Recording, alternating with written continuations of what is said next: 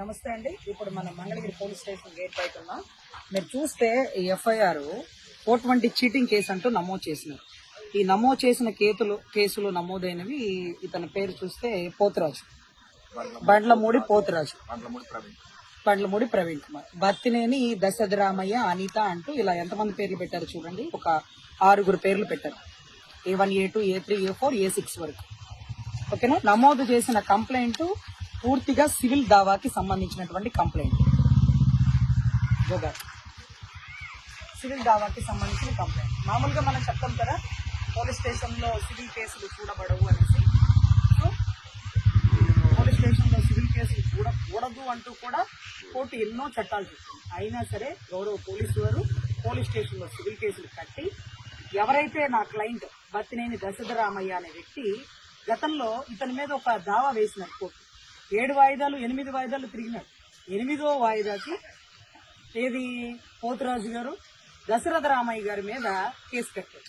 ఈ కేసు కట్టడానికి ముందు అతను మనకి ఇచ్చినటువంటి సవాల్, నువ్వు నాయుడు అయితే బయటికి రా, నువ్వు మొగోడు అయితే బయటికి రా, నువ్వు పుట్టినందుకు లేకపోతే మీ అమ్మా నాన్న నిన్ను కన్నందుకు, మీ అత్త మామలు మీ అమ్మా నాన్న అందరి మీద కేసులు గట్టి చూపిస్తా, నేనేంటో చూపిస్తా, నేనేం చేస్తానో చూడు అంటూ సవాళ్ళు ఇస్తారు. ఇక్కడ కులాల కుంపట్లు రేపడం కోసం కాకపోతే, నువ్వు నాయుడు పొడక పుడితే బయటికి రా, నువ్వు మొగోడు అయితే బయటికి రా అనేది ఒళ్ళు పొగ మాటలేందుకు, ఒళ్ళు కొవ్వు మాటలేందుకు? చరిత్రలో ఇంతవరకు మంగళగిరి కాన్స్టిట్యున్సీ గెలిచిన చరిత్ర ఉందా? ఇప్పుడు కదా అందరూ కూటమి గెలిపించుకుంది. ప్రభుత్వాన్ని కష్టపడి అన్ని కులాల కలిపి ఫామ్ చేసుకుంటే, మీరు ఆ కులం, మీరు నాయుడు అయితే బయటికి రా, నువ్వు మొగోడు అయితే బయటికి రా, ఒళ్ళు కొవ్వు మాటలు కాదు. సో అదే రకంగా ఒక వివాహిత భార్య మీద, ఒక భార్య మీద, లేకపోతే 2 పిల్లలు ఇంజనీరింగ్ చదివే పిల్లల మీద కేసులు నమోదు చేశారు. వీళ్ళిద్దరికీ గొడవ ఉండొచ్చు, వీళ్ళిద్దరు ఒకరి మీద ఒకరు కేసులు పెట్టుకోవాలి. భార్య మీద, పిల్లల మీద.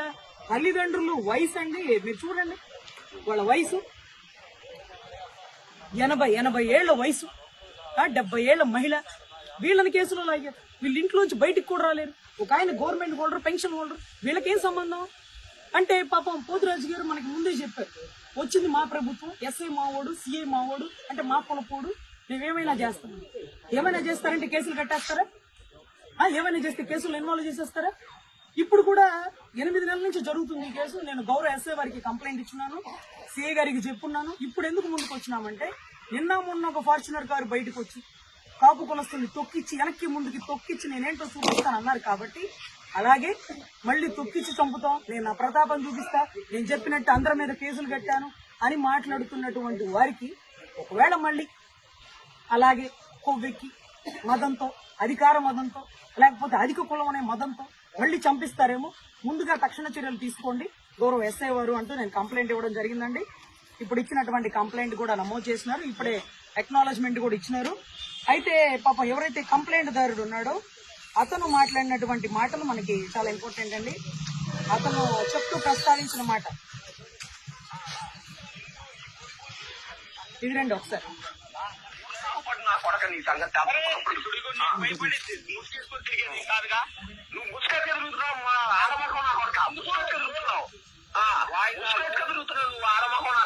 నీకు డబ్బులు చేతకాల, ఇప్పుడు దాకా నోరు ఎక్కువ జారావు, గుర్తుపెట్టుకో. నేను నీకు తక్కువ జారా ఇప్పుడు దాకా, నీకు ఇప్పుడు దాకా రాము గారనే మర్యాద ఇచ్చా, తక్కువ జారా. సరే రా, ఊర్లోకి రా, నువ్వు ఊర్లోకి రా, నీ సంగతి తెలుసుకున్నా. బెదిరింపేంటి ఏం చేస్తావు? సరే నువ్వు మగ పూట పుట్టుంటే, మీ నాయనకు పుట్టే ఉంటే, నువ్వు రా కొడక, నువ్వు మగ పూటగా పుట్టుండి మీ నాయనకు నువ్వు కరెక్ట్గా పుట్టుంటే రా కొడక కంపెనీ కాడికి. సరే ఏం చేస్తావా? ఏం చేస్తావు రా, నువ్వు మగ పూట పుట్టుంటే రా కంపెనీ కాడికి. సరే మగోడిని నాయుడిని ఏంటి మా అమ్మని తిట్టావు, నాయుడు కులం అన్నావు, నీ మగోడిని కాదా ఎన్నో చెప్పావు, ఏం చేస్తావు చూద్దాం. రా నువ్వు రా కంపెనీ కాడికి రా. సరే రా నా కొడక కంపెనీ కాడికి రా. ఎక్కువ మాట్లాడుతున్నావు మళ్ళీ, నువ్వు రా నా కొడక, నువ్వు ఎక్కువ కాదు, నీకు తక్కువ మాట్లాడుతున్నావు, నువ్వు రా నా కొడక, నువ్వు కంపెనీ కాడికి మాటల్లో దమ్ము చూపిద్దాలే. కానీ సరే రా, కోర్టులో నువ్వు ఆ కోర్టులో తెచ్చుకోవడానికి నిమ్మ కొత్త దగ్గర చేస్తున్నది రా నా కొడక, నీకు ఎంత చేయాలని చేస్తాను రాని. సరే నీ కొడుకుని, నిన్ను నీ కొడుకుల్ని మొత్తాన్ని మధ్య కొడుకుతారా నా కొడక. రా సరే సరే, ఇదే మాట మీద ఉండు, విజయవాడ సాక్షిగా రా. నువ్వు మళ్ళీ ప్రదక్షిణ కూడా చేస్తావు. రా నువ్వు అరే, నువ్వు ఎదవ బొట్లు పెట్టి ఎదవ సాంగులు కొనుక్కుంటాం కాదురా, మనిషి సాక్షిగా చేయాలా. నా డబ్బులు నాకు మనిషి సాక్షిగా ఉంటదిగా. నీ డబ్బు ఈ నిమిషాన్ని బాధ్యత. అప్పుడు ఈ గొడవ ఉండదుగా. నీ డబ్బులు ఈ నిమిషాన్ని బాధ్యత. ఇప్పుడు ఎవరికి కావాలి? నాకు అవసరమైనప్పుడు నాకు సంవత్సరమైంది నువ్వు కంపెనీ కొనుక్కొని. సంవత్సరానికి వడ్డీ ఎంత ఏంట్రా? సంవత్సరానికి వడ్డీ ఎంత ఏంటి? వడ్డీ ఎంత అయింది నీకు? వడ్డీ ఎంత అయింది నీకు? నువ్వు మాట్లాడదామంటే 4 రోజులు నాకు కూర్చుందాం. కాదు బాబు అంటే కోర్టుకి వెళ్తావే నువ్వు, లేదంటే నీ దగ్గర తమ్ముందు నువ్వు చేసుకోవటం. సరే అయితే అంతే ఇక. నీ దగ్గర తొమ్మిది నువ్వు చేసుకో, నా దగ్గర తొమ్మిది. నాకేం లేదు, నేను కోర్టులో ఇస్తాను లీగల్ గా. నరకంగా బాబు నాకు డబ్బులు ఇవ్వాలా ఇప్పించా. కొత్త దెంగిచ్చి ధర్మంగా ఇస్తారా? ఇస్తారా? సరే అమ్మ నీకు కొంచెం కొత్త నీకు పుట్టినందుకు నువ్వు వాళ్ళకి పుట్టినందుకు వాళ్ళని కూడా పెడతారా? రేపు పొద్దున పెడతారా? నీ దగ్గర పెడతారా?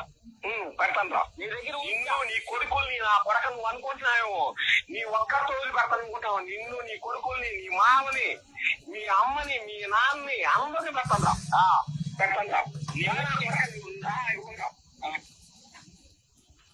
సో ఇప్పుడు ఏదైతే మీరు రికార్డింగ్ విన్నారో అతను చెప్పినట్టుగా ఈ కేసులో ఎప్పుడు ముద్దాయి కంప్లైంట్ వీళ్ళిద్దరే, అంటే ఎవరైతే కంప్లైంట్ ఇచ్చారో ఎవరైతే ఆరోపించినారో వారి మీద, కానీ ఎప్పుడు తల్లిదండ్రులని భార్యని బిడ్డల్ని కలిపినటువంటి చరిత్ర లేదు. కానీ మంగళగిరి కాన్స్టిట్యున్సీలో ఎస్ఐ మాకులపోడు, సిఐ మాకులపోడు, ఎమ్మెల్యే మాకులపోడు అనే అధికార మతంతో ఈరోజు ఈ కంప్లైంట్ లో ఇంతమందిని పార్టీలుగా చేర్పించారు. సో గౌరవ ఎస్ఐ గారికి చెప్పినా ఈ కేసులో ఇంతమందిని పార్టీలుగా పెట్టకూడదు కదా సార్ అంటే, మేము ఎంక్వైరీ చేపిస్తామండి, కంప్లైంట్ లో ఇచ్చిన వాళ్ళందరి పేర్లు రాసేసినాం, మేము ఎంక్వైరీ చేయించి ఒక 4-5 రోజుల్లో తీయిస్తామని 8 నెలల క్రితం చెప్పాం. సో ప్రాసెస్ జరుగుతుంది అన్నారు. ఒక 2-3 రోజుల్లో తీపిస్తామని అన్నారు. సో ఇప్పుడు అతను బూతులు తిట్టాడు. ఒకవేళ అతను మళ్ళీ నా అధికారం ఉంది, నా ప్రభుత్వం ఉందని మళ్ళీ తొక్కిస్తాడేమో, ఎందుకు వచ్చిన గొడవ, ముందుగానే అతను ఇలాంటి వాడు ఇలా అనుకున్నట్టుగానే అందరి మీద కంప్లైంట్లు పెట్టాడు. ఇది ఒక ఎస్ఐ వల్ల ఒక సీఏ వల్ల సాధ్యమయ్యే పని కాదు, ఇంతమందిని పార్టీగా పెట్టడం అంటే. సో ఇతను వెనకాల ఎవరో ఉన్నారు, దగ్గరుండి చేపిస్తున్నారు. ఆ ఉన్నవారు మళ్ళీ ఏదైనా చేసి ఇతను గొడవ కారణం లేకపోతే ఫార్చునర్లతో తొక్కించడాలు ఇలాంటివి జరుగుతాయి. కాబట్టి గౌరవ ఎస్ఐ గారికి కంప్లైంట్ నమోదు చేయడమైంది. ఆయన కూడా దీని మీద సివియర్ గా తీసుకుంటానండి. ఎటువంటి ఘటన జరగకుండా చూస్తాము. ఇది కులాల గొడవలుగా రెచ్చగొట్టకుండా వాళ్ళిద్దరికి కూడా నేను అవతల వాడికి నేను గట్టిగా భయం చెప్తాను అనేది కూడా చెప్పడం జరిగిందండి. ఎనీవే 8 నెలల క్రితం జరిగింది. నేను ఎందుకు బయట పెట్టలేదంటే అనవసరంగా కులాల గొడవలు అవుతాయని. కానీ ఈ రోజు అధికార మతంతో ఒక్కలో ఇంకొక కులాన్ని తొక్కి చంపేస్తున్నారనే కంప్లైంట్లు కుల సంఘాలు రేపుతున్నారు. కాబట్టి మళ్ళీ ఇది కూడా ఏ రకంగా దారి తీస్తుందో ముందుగానే ఇన్స్ట్రక్షన్ ఇవ్వడం అవసరం కాబట్టి ఇచ్చినానండి. ఎస్ఐ గారికి కూడా చెప్పినాను. అదే రకంగా దీని గురించి ప్రస్తావిస్తున్నటువంటి అడ్వకేట్ రజనీ అనేటువంటి నన్ను దొంగల పార్టీ నీది, జనసేన పార్టీ దొంగల పార్టీ, నువ్వు దొంగలకి సపోర్ట్ చేస్తావు, నువ్వు పనికిమాలిన దానివంటూ కూడా మెసేజ్ పెట్టాడు. ఆ మెసేజ్ స్క్రీన్ షాట్లు కూడా నేను గౌరవ ఎస్ఐ గారికి చూపించినాను. నీకు దమ్ముంటే పోలీస్ స్టేషన్ రా, మాట్లాడుకుందాం రా, పనికిమాలిన వాళ్ళు ఎవరో, పనికి వచ్చే వాళ్ళు ఎవరో, ఎవరిది దొంగల పార్టీనో ఎవరిది కేసుల పార్టీనో తర్వాత చూసుకుందాం, నువ్వు ముందురా అనేది కూడా నేను మెసేజ్ కి రిప్లై ఇచ్చినానండి. సో అది మాత్రం నేను కంప్లైంట్ ఇవ్వలేదు. అది ఎక్కడ మాట్లాడాలో ఎక్కడ చేయాలో అతనికి ఎలా సమాధానం చెప్పాలో నాకు తెలుసు. సో ఇప్పుడు వీళ్ళ ప్రాణాల వరకు రక్షణ కల్పించండి గౌరవ ఎస్ఐ గారి దగ్గర కంప్లైంట్ ఇవ్వడం జరిగింది. దీన్ని సిఐ గారి దగ్గరికి, డిఎస్పీ గారి దగ్గర కూడా తీసుకువెళ్తాం.